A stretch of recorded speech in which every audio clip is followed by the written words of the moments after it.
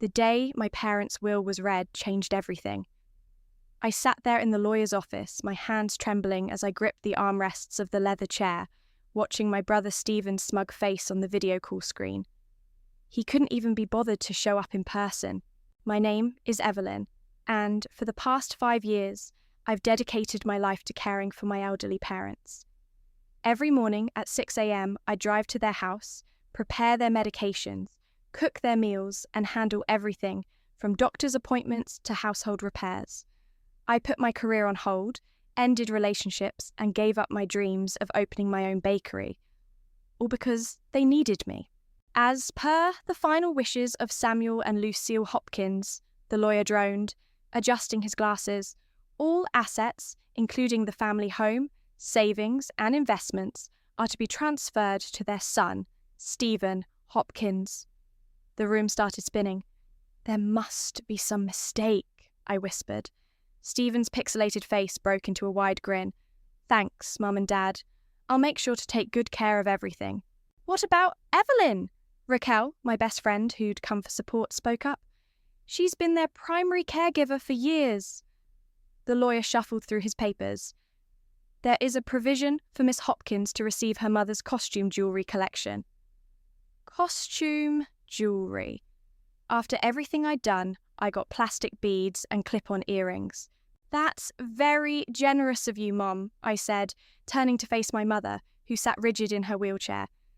Remember last week when you fell in the shower and I came running at 2 a.m? Stephen would have done the same if he lived closer, Mum replied, patting her perfectly styled hair. He's just so busy with his important job in Chicago. Important job? I laughed bitterly. He hasn't visited in 2 years. Now, Evelyn, Dad cut in, his voice stern despite his frailty, your brother has responsibilities. He's building an empire. And what have I been building? Besides your life support system? Stephen cleared his throat through the speakers. Come on, sis. Don't be dramatic. You chose to help Mum and Dad. Nobody forced you. I stood up, my chair scraping against the floor. You're right, Stephen. Nobody forced me. Just like nobody forced you to ignore Dad's cancer treatments or Mum's hip surgery. Just like nobody forced you to screen their calls during holidays. Evelyn, Mum gasped. How dare you speak to your brother that way? I dare because it's true. I turned to the lawyer. When does this take effect? The transfer of assets will begin immediately, he replied, not meeting my eyes. Perfect. I grabbed my purse and headed for the door. Raquel followed close behind. Where are you going? Dad called out. We need you to drive us home. I stopped, hand on the doorknob. Call Stephen. I'm sure he'll fly right in from Chicago to help. After all, he's got all the time in the world now that he owns everything. The drive home was a blur. Raquel kept talking, her words washing over me like static. We ended up at her house, where her husband, Max, was grilling burgers in the backyard. They can't do this to you, Raquel said, pouring me a glass of wine. There has to be a way to fight it. I took a long sip. Fight what? Their right to give everything to their golden child? Their perfect son who sends expensive Christmas gifts to make up for his absence? Fight the injustice, she insisted. You have rights. You've documented everything, haven't you? I thought about the folders on my laptop. Hundreds of medical bills I'd paid, calendars full of appointments I'd managed, photos of every holiday and milestone I'd been present for while Stephen was too busy. Everything, I confirmed. Every receipt, every text message, every missed call from Stephen. Raquel's eyes lit up. Then maybe it's time to show everyone exactly who's been building what empire. My phone buzzed. A text from Mum. We need you to pick up Dad's new prescription tomorrow morning. I stared at the message, something shifting inside me. 5 years of putting their needs first, of being the good daughter, of silently accepting their favoritism. And this was my reward? You know what? I said, deleting the message. I think it's time for Stephen to step up and earn his inheritance. Raquel raised her glass. Now, that's the Evelyn I've been waiting to see. As the sun set over Raquel's backyard, I felt something I hadn't experienced in years: freedom. The weight of obligation lifting from my shoulders, replaced by a different kind of burden: the responsibility to fight for what I deserved. First thing tomorrow, I said, I'm calling a lawyer, my own lawyer, and, for the first time since the reading of the will, I smiled. This wasn't the end of my story. It was just the beginning. You've got to see this, Raquel said, thrusting her phone in my face the next morning. She'd shown up at my apartment with coffee and determination. On the screen was Stephen's latest Instagram post, a photo of him popping champagne in his Chicago penthouse with the caption, "Big thanks to Mom and Dad for believing in me. Time to expand the family legacy." My hands clenched around my coffee cup. Family legacy? He wouldn't know legacy if it hit him in the face. Look at the comments, Raquel scrolled down. He's getting congratulated like he just cured cancer. I set my cup down before I could throw it. Meanwhile, Mum called 4 times this morning about Dad's medication. Guess who's not answering? Document it, Raquel said, pulling out her laptop. Every call, every text, every request they make, we're building your case. My phone buzzed again. Mum. I put it on speaker. Evelyn, where are you? Your father needs his prescription and the bathroom sink is leaking. I'm sorry, Mum, but I can't help anymore. Stephen owns the house now. Call him. Don't be ridiculous. He's busy with important meetings. So am I. I'm meeting with a lawyer today. Silence crackled over the line. Then, a lawyer? What for? To discuss my rights as your primary caregiver for the past 5 years. You ungrateful child, Mum's voice shook. After everything we've done for you. Everything you've done for me? I laughed. Like what, Mum? Making me feel second best my entire life? Or maybe you mean giving away my inheritance to someone who couldn't even bother to visit during your surgery? That's different. Stephen sends money. Money isn't care, Mom. Money didn't hold your hand during chemotherapy. Money didn't clean up after Dad's accidents or stay up all night when you had panic attacks. The line went dead. Raquel whistled low. That felt good, didn't it? It did. It felt like breaking surface after being underwater for years. We spent the morning organising my evidence. Photos, videos, medical records, bank statements showing my contributions. But the real goldmine was my email account. Look at this, I said, pulling up an email from 2 years ago.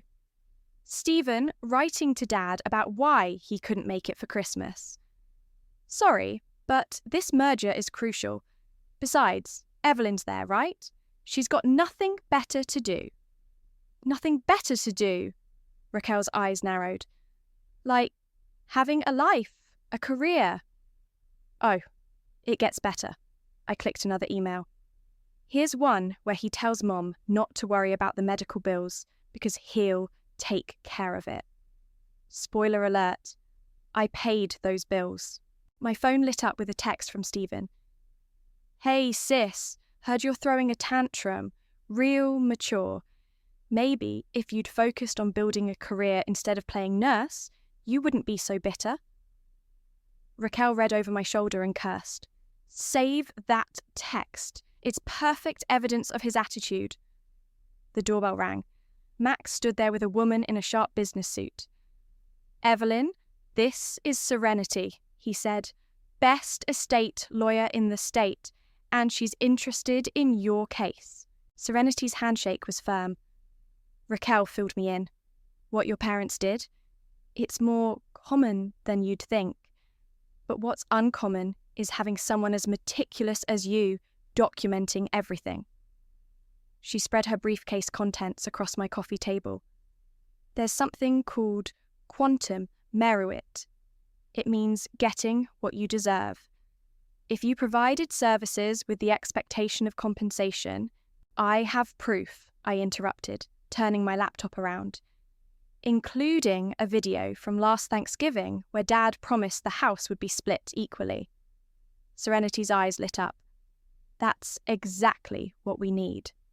But there's something else we should discuss. She pulled out a newspaper clipping. Your brother's company? I did some digging. There are whispers about financial irregularities, and guess where some of that money might have gone? My heart stopped. My parents' account? She nodded. If he convinced them to change their will while hiding financial troubles. That's fraud, Raquel whispered. My phone buzzed again. Another text from Stephen. BTW, I'm selling the house. Hope you've made arrangements for Mum and Dad's care. That's still your department, right? I showed Serenity the message. Her smile was razor sharp. Mr. Important Businessman just made our job much easier, she said. Ready to fight back? I thought about all the nights I'd spent sleeping in a hospital chair, all the promotions I'd turned down, all the dreams I'd put on hold. I thought about Stephen's champagne photo and his dismissive texts. More than ready, I replied. Let's show my brother what building an empire really looks like. Serenity started laying out our strategy, and for the first time since the will reading, I felt something stronger than anger or hurt. I felt powerful. Play it again, Serenity said, leaning forward in her office chair. The recording crackled through my phone's speaker. Of course I manipulated them, Jessica. Stephen's voice rang clear. Mom and Dad are old school. They'll believe anything their precious son tells them. Evelyn can keep playing nurse while I handle the real assets. The woman's voice, Stephen's assistant Jessica, sounded uncertain. But what about the company's debts? If the board finds out, they won't. That's what Mom and Dad's money is for. A quick injection of cash, and nobody needs to know about the missing investments. Serenity stopped the recording, her expression triumphant. Where did you get this? Jessica sent it to me this morning, I said. Apparently, Stephen fired her last week. She's not feeling very loyal anymore. This changes everything, Serenity said, scribbling notes. Financial fraud, elder manipulation. We're not just contesting a will anymore. We're exposing criminal behaviour. My phone buzzed. Another message from Mum. The real estate agent is coming tomorrow. Stephen says we need to move to a retirement home. Please help us pack. Don't respond, Serenity warned. Let them feel the reality of depending on Stephen. But they're still my parents, I protested. Raquel, who'd been quiet until now, grabbed my hand. Parents who let you sacrifice everything while Stephen stole their money. Remember last Christmas? The memory hit hard. I'd been up since dawn cooking Mum's favourite dishes, decorating the house, managing Dad's medication schedule. Stephen called on video chat for exactly 3 minutes, showed off his new Rolex, and promised to visit soon.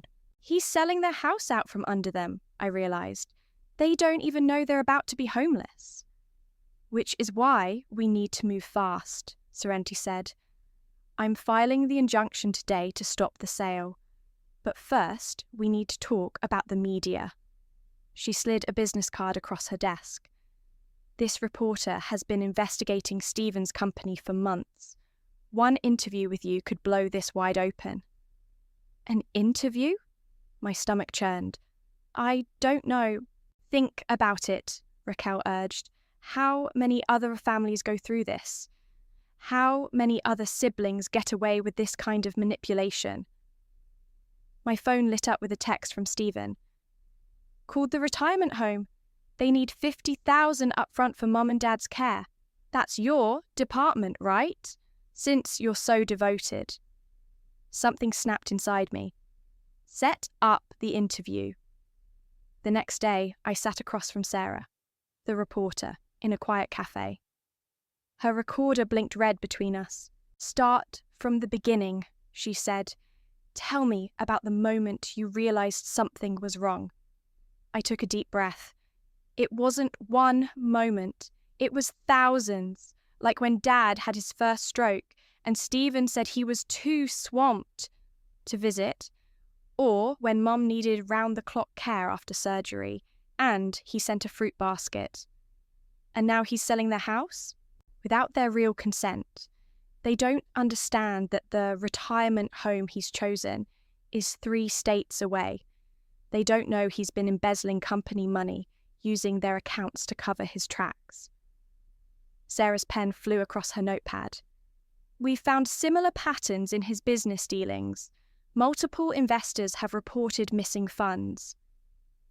I have proof, I said, pulling out my laptop. Every transaction, every manipulative conversation, every broken promise, including this morning's texts. I showed her my phone. Stephen's latest message read, "Retirement home needs an answer by tomorrow. Handle it, sis. That's what you're good for, right?" Sarah's eyes hardened.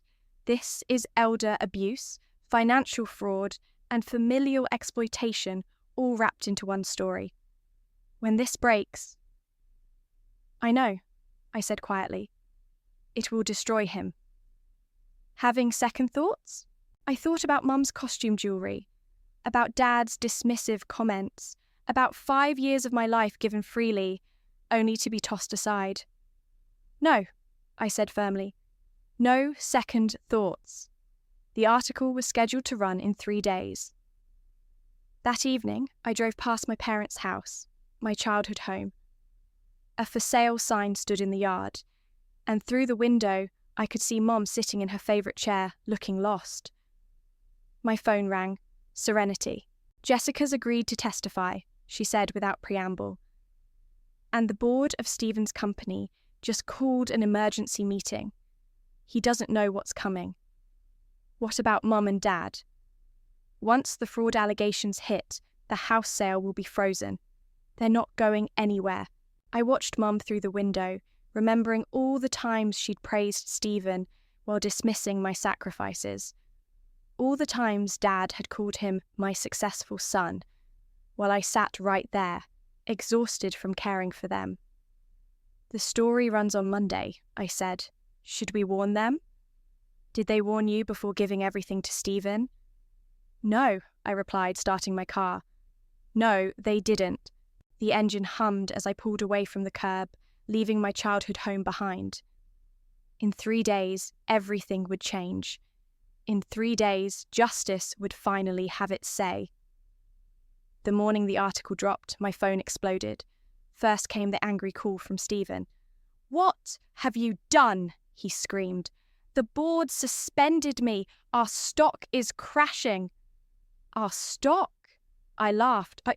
Don't you mean your stock? Like Mum and Dad's house is your house? You vindictive little... Careful, Stephen. Everything you say can be used in court. You taught me that, remember? He hung up. Seconds later, Mum called. "The neighbours are calling us," she sobbed, asking if we knew about Stephen's activities. "Tell me it's not true." "Which part, Mum? The part where he stole from his company, or the part where he used your money to cover it up?" "He would never." "Check your accounts," I interrupted. "The ones he convinced you to give him access to. See how much is left." The silence that followed was deafening.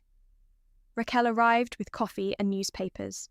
The headline screamed, "Corporate Fraud and Family Betrayal. CEO uses parents' assets to cover $1 million scheme." "It's trending online," she said, showing me her phone. "People are sharing their own stories of family inheritance disputes. You've started a movement." My doorbell rang. Dad stood there leaning on his cane, looking older than I'd ever seen him. "May I come in?" I stepped aside. He shuffled to my couch, the newspaper clutched in his trembling hand. "Is it true?" he asked. "About the money?" "You can call the bank yourself." "No, not that." He looked up, eyes watery. "About you sleeping in hospital chairs. About paying our bills when Stephen said he would. About everything." "Yes." He unfolded the newspaper, pointing to a photo of me helping him after his stroke. They interviewed our neighbours. Mrs. Roberts told them how you came running at midnight when I fell, how you learned physical therapy exercises to help me walk again. Dad, Stephen called this morning, he continued, said he's too busy dealing with legal issues to help us move to the retirement home, said we're on our own. How convenient. Evelyn, He struggled with the words. We didn't see. We didn't want to see. My phone buzzed. Serenity. Stephen's board is filing charges. His assets are frozen, including the house. I showed Dad the message. Looks like you're not moving after all. What happens now? Now? I sat across from him. Now you and Mom get to experience what it's like when Stephen's actually responsible for your care. We need you, he whispered. You had me. For 5 years, you had me completely, and you gave everything to him anyway. The doorbell rang again. This time it was a courier with legal documents. Stephen's countersuing, I told Serenity over the phone, claims I'm damaging his reputation with lies. Let him, she replied. Every move he makes just proves our point. The media's digging deeper into his company's finances. It's not pretty. Dad watched me hang up. Your mother's crying. She says we've lost everything. No, Dad, you gave everything away. There's a difference. My phone lit up with another text from Stephen. Hope you're happy. Mum's hysterical. The board's investigating and my reputation's ruined. This is all your fault. I showed it to Dad. Still think he was the responsible one? Dad's shoulders slumped. We were wrong, he said quietly. So wrong. Yes, you were.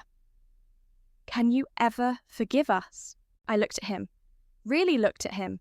The proud man who'd always introduced Stephen as my successful son, and me as my other child. Now he sat deflated, his world crumbling. I don't know, I answered honestly. Right now, I'm focused on justice. The house will be dealt with in court, along with everything else Stephen took. And us? You'll survive. Isn't that what you always told me? That I needed to be stronger, more successful, more like Stephen. The irony wasn't lost on him. He struggled to his feet. For what it's worth, he said at the door, you are stronger. Stronger than we ever knew. Stronger than Stephen will ever be.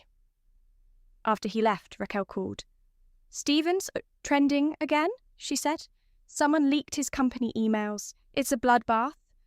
I opened my laptop to find my inbox flooded with messages from strangers, sharing similar stories of family betrayal and inheritance disputes. The court date's set for next week, Serenity texted. Stephen's lawyers are already talking settlement. I walked to my window, watching Dad's slow progress down the street. 5 years of sacrifice, of being the other child, of watching Stephen take and take while I gave and gave. Now the tables had turned. Now everyone knew the truth. My phone buzzed one last time, a message from Mum. Please, help us. We don't know what to do. I left it unanswered. They needed to learn what it felt like to be on their own, just like they had left me. They're calling it the caregiver's revenge, Raquel said, scrolling through her phone. We sat in Serenity's office, preparing for tomorrow's court date. Your story's gone viral. There's even a hashtag. Look at this, Serenity added, turning her laptop around. A video played of Stephen trying to dodge reporters outside his Chicago office. Your brother's not handling the publicity well. On screen, Stephen shoved a microphone away. No comment. This is a private family matter. Private? A reporter called out. Like the private funds you embezzled from your company? Or the private way you manipulated your elderly parents? Another shouted. Stephen ducked into a waiting car, his face red with rage. My phone buzzed. Mum again. Her 15th call today. This time, I answered. The electricity has been cut off, she said, her voice small. Stephen's not responding to our calls. Have you checked your bank account like I suggested? Silence, then a sob. It's empty. Everything's gone. Remember when I tried to warn you about giving Stephen control of your finances? Evelyn, please. Remember what you said. Stephen knows business. Stephen understands money. Stephen would never let us down. We were wrong, she cried. Is that what you want to hear? We were wrong about everything. No, Mom. What I want to hear is why. Why wasn't I ever enough? The line went dead. Serenity cleared her throat. Speaking of evidence, you need to see this. She handed me a folder. Your neighbours have been busy. Inside were dozens of notarized statements. Mrs. Roberts describing how I'd shovel her driveway after taking care of my parents. Mr. Turner testifying about the nights he'd see my car in my parents' driveway during storms. The local pharmacist detailing how I'd pick up medications at all hours. The community's rallying behind you, Raquel said softly. My phone lit up with a text from Stephen. My lawyers say you're refusing to settle. Bad move, sis. I can still make life very difficult for Mom and Dad. Forward that to me, Serenity said sharply. Threats will only help our case. The doorbell rang at my apartment that evening. I opened it to find Jessica, Stephen's former assistant, clutching a USB drive. There's more, she said, stepping inside. Records of every transaction, every lie he told the board. He made me keep copies of everything. Why are you doing this? She smiled bitterly. Because I spent 3 years watching him treat you like dirt while you took care of your parents. Because he fired me for questioning his ethics. Because it's time someone stood up to him. My phone rang. Dad, this time. The retirement home called. He said, Stephen never paid the deposit. They've given our spot away. That's unfortunate. Evelyn, we have nowhere to go. You have a house, Dad. The one you gave to Stephen. The one he tried to sell out from under you. He's not answering our calls. Funny how that works, isn't it? A pause. We should have listened to you. Yes, you should have. Another call beeped through. Serenity. Stephen's company board just voted, she announced. He's been removed as CEO. And there's more. They're cooperating with the fraud investigation. I switched back to Dad. Looks like your successful son just lost his empire. Please, he whispered, we need help.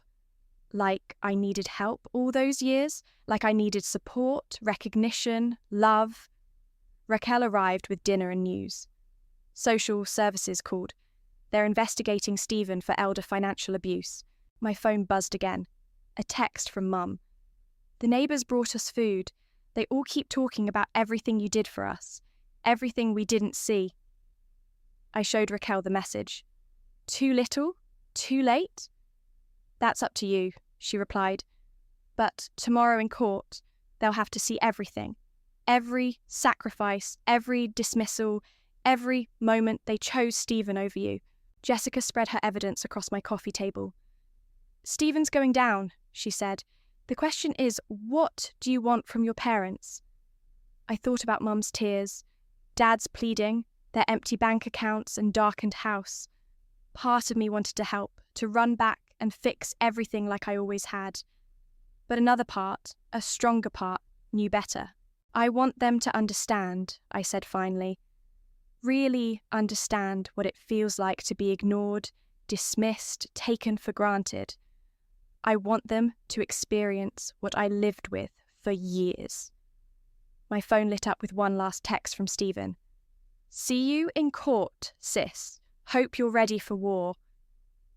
I smiled, thinking of the evidence mounting against him, the community support behind me, and the truth finally coming to light. Oh, I'm ready, I whispered. I've been ready for years. Tomorrow, justice would have its day in court, and this time, I wouldn't be the one left behind. The courthouse steps were crowded with reporters. Stephen arrived first, flanked by expensive lawyers, his usual confidence replaced by barely contained panic.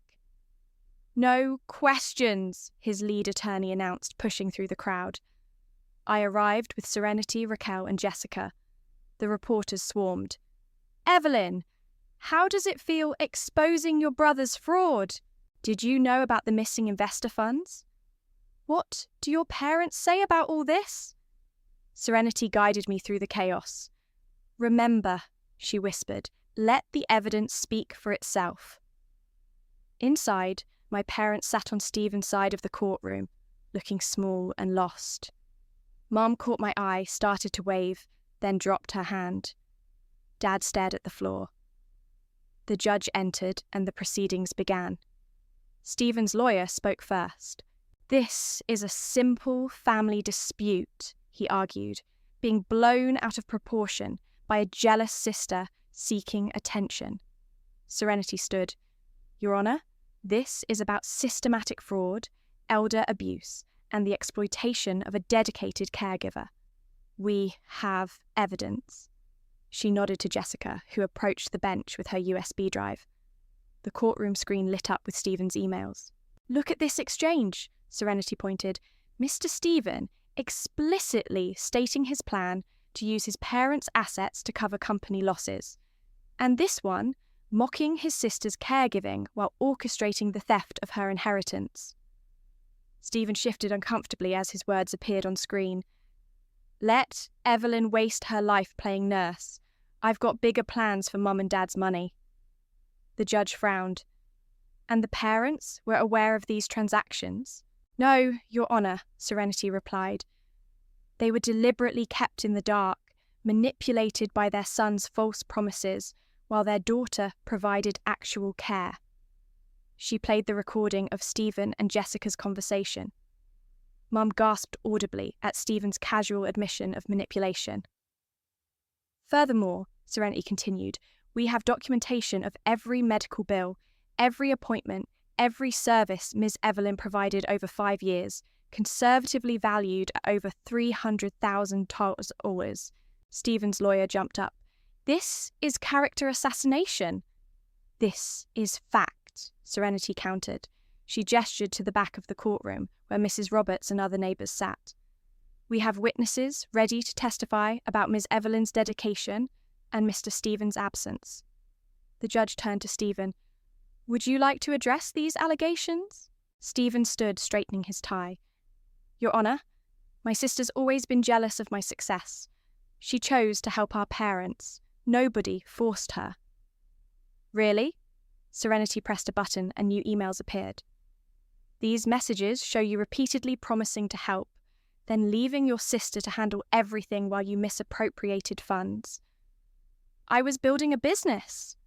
"You were committing fraud," Serenity corrected, "and using your parents as unwitting accomplices." Mum started crying. Dad put his arm around her, but his eyes were fixed on Stephen, seeing his golden child clearly for the first time. "The company board has provided additional evidence," Serenity announced, producing more documents. "Proof of systematic fraud using your parents' accounts as cover. The FBI is very interested." Stephen's face went white. His lawyer whispered urgently in his ear. "Your Honour," Stephen's lawyer said, "we'd like to propose a settlement." "Too late," Serenity replied. "We're seeing this through." The evidence continued mounting. Bank statements, witness testimonies, medical records. With each revelation, Stephen seemed to shrink, while my parents aged years before my eyes. During a brief recess, Mum approached me in the hallway. "We didn't know," she whispered, "about the money, about what he was doing." "But you knew what I was doing," I replied. "Every day, every night, every emergency. You saw it all and still chose him, because he was our son. And what was I?" She had no answer. Back in court, Serenity delivered her closing argument. "This case isn't just about money. It's about recognition, about justice, about protecting those who sacrifice everything for family, only to be discarded." The judge took off her glasses. I've seen enough. This court finds substantial evidence of fraud, financial elder abuse, and caregiver exploitation. I'm ordering all assets frozen pending criminal investigation. The family home and accounts will be returned to the parents' control, with Ms. Evelyn as conservator. Stephen slumped in his chair. Additionally, the judge continued, Ms. Evelyn is to be compensated for 5 years of caregiving services, plus punitive damages totaling $500,000 to be paid from Mr. Stephen's personal accounts. Outside, reporters swarmed again. Stephen ducked into a waiting car, ignored by our parents, who stood lost on the courthouse steps. Need a ride? I asked them. Mum looked up hopefully. You'd do that? After everything? I'm not doing it for you, I replied. I'm doing it because I'm not Stephen. I don't abandon family, even when they deserve it. The drive home was silent. As I helped them into their dark house, Dad touched my arm. We were wrong, he said simply. Yes, I agreed. You were. I left them there surrounded by the consequences of their choices and drove away. The truth had finally come out, and with it, a new chapter was beginning. For all of us. The FBI just arrested Stephen, Raquel announced, bursting into my apartment a week after the trial. It's all over the news. I turned on the TV to see my brother being led out of his Chicago office in handcuffs, his perfect suit wrinkled, his confident smirk replaced by desperate fear. Multiple counts of fraud, the reporter announced. Sources say the investigation has expanded to include other companies. My phone rang. Mum. Did you see? She asked, her voice shaking. I'm watching it now. He called earlier asking for bail money. She paused. We said no. That must have been hard for you. Not as hard as realizing we enabled him for years. Not as hard as knowing what we did to you. The doorbell rang. Serenity stood there with a stack of papers. The conservatorship papers are ready, she said. Once you sign these, you'll have full control over your parents' finances. I stared at the documents. Everything I wanted served on a legal platter. You earned it, Raquel said firmly. My phone buzzed with a text from Stephen. They're destroying everything I built? You happy now, sis? Block him, Serenity advised. Let his lawyers do the talking. Another ring at the door. Dad, this time, looking smaller than ever. The electricity's back on, he said. And the water, did you? Yes. We don't deserve your help. No, you don't. He pulled out an old photo from his wallet, me at my college graduation, before everything changed. I found this yesterday. You were so bright, had so many dreams. We took those away from you. You didn't take them, I corrected. I gave them up. That's the difference between me and Stephen. I chose to help. He chose to steal. The TV was still showing Stephen's arrest. Dad watched, tears in his eyes. He's going to jail, isn't he? The FBI doesn't make social calls, Dad, Mum called again. The reporters won't leave our driveway. They keep asking about Stephen, about you, about everything. Tell them the truth, I suggested. For once, I wouldn't know where to start. Start with, we were wrong. Serenity spread the conservatorship papers on my coffee table. Once you sign, you'll have legal responsibility for their care and finances. Ironic, isn't it? I picked up the pen. I already had the responsibility. Now I just have the authority to go with it. My phone lit up with news alerts. CEO's sister vindicated, justice for family caregivers, and brother's betrayal leads to federal investigation. They want to interview you again, Raquel said. Your story's inspiring people. Other caregivers are coming forward. Dad cleared his throat. We've been talking, your mother and I, about selling the house. I looked up sharply. What? It's too big for us now, too full of mistakes. We thought, maybe we could find something smaller, something closer to you. You're asking my permission. We're asking your advice. As our daughter, as the only child who never let us down. The TV switched to footage of me leaving the courthouse. The case has sparked national discussion about family caregivers and inheritance rights, the reporter said. Sign the papers, Raquel urged. Take control. I picked up the pen again, remembering all the times I'd signed medical forms, bills, permission slips, always responsible, never authorised. One condition, I told Dad. You and Mom get therapy. Real therapy, not just crying about Stephen. Anything you say. And we do this my way.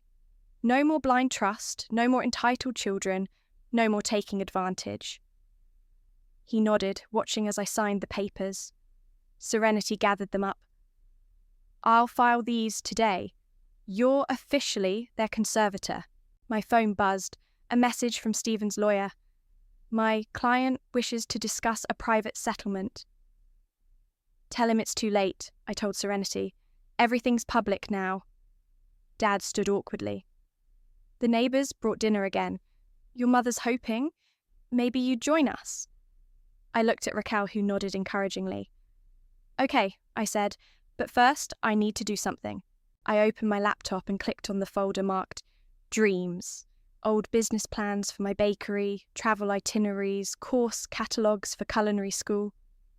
What's that? Dad asked. My future, I replied. The one I put on hold. It's not too late, he said softly.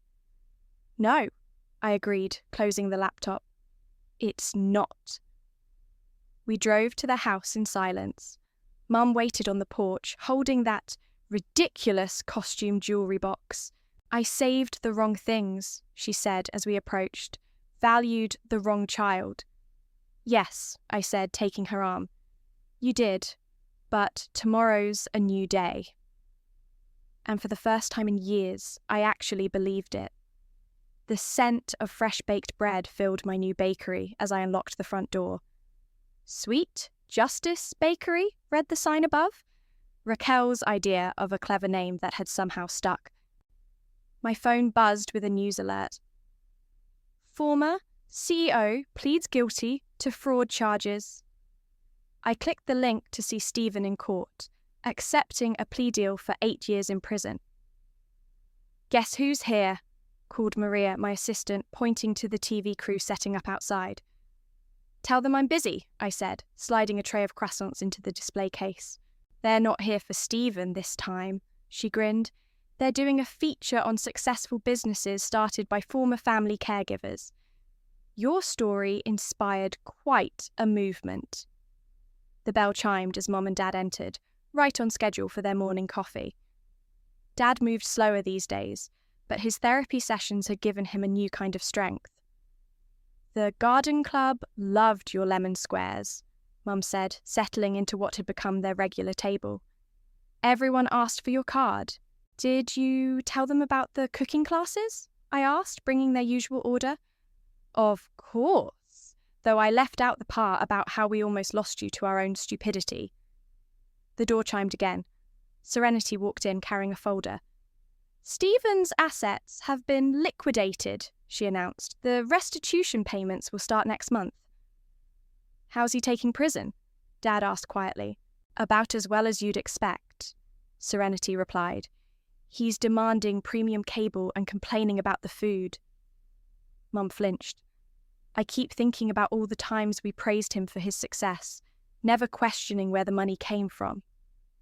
While criticising me for wasting time caring for you, I added, refilling their cups. We were blind, Dad said. Willfully blind. The TV crew was setting up their equipment now. The producer stepped inside. Ms. Evelyn, we'd love to interview you about how you transformed your caregiving experience into a successful business. I glanced at my parents. Only if we tell the whole story. The good, the bad, and the ugly.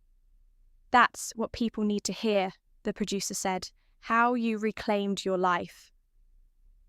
The morning rush started flowing in. Regular customers greeted my parents by name now. They'd become fixtures here, slowly rebuilding their place in my life. "Remember when you said I was wasting my potential?" I asked Mum, handing a customer their change. "That Stephen was the only one with business sense." She stared into her coffee. "I remember everything we got wrong." "The difference is," Dad added, "now we get to watch you prove us wrong every day." Raquel burst in, waving her phone. "You're trending again. Someone shared your story in a caregivers support group. It's gone viral. People are calling you the Karma Baker." The interview setup was complete. The producer positioned us at the counter, me in my baker's apron, surrounded by the dream I'd finally brought to life. "Tell us how this all began," the reporter said. I looked at my parents, then back at the camera. It began with a betrayal that turned into a blessing, with learning that sometimes losing everything means finding yourself. The bell chimed again. Jessica, Stephen's former assistant, now my business advisor, arrived with spreadsheets. "Profits are up 40% this quarter," she announced. "Turns out people love buying bread from someone who stood up to injustice." "And the speaking engagements?" Raquel prompted. "Booked solid. Everyone wants to hear about turning caregiver burnout into business success." Mum touched my hand. "I found your old business plan yesterday, the one you showed us before everything. We dismissed it so easily." "You did, but look at this place now," Dad gestured around. "So much better than we could have imagined." The reporter leaned in. "Any message for others facing similar situations?" I thought about Stephen in his prison cell, about the years I spent putting everyone else first, about the strength I'd found in finally standing up for myself. "Yes," I said, looking directly into the camera. "Don't let anyone convince you that caring means surrendering. Don't let family obligation become family exploitation. And never, ever give up on your dreams, even if you have to serve them with a side of justice." The morning sun streamed through the windows, catching the Sweet Justice sign and making it glow. My phone buzzed one last time. A message from the prison. "Stephen." I deleted it without reading. Some chapters had to end for new ones to begin. And this chapter, it was all mine. "Ready for those cooking classes?" I asked my parents. Mum smiled, tears in her eyes. "Ready to learn everything we should have known all along." The camera rolled, customers lined up, and the ovens hummed with promise. This was my empire, built not on fraud and manipulation, but on truth, resilience, and the sweetest justice of all: success.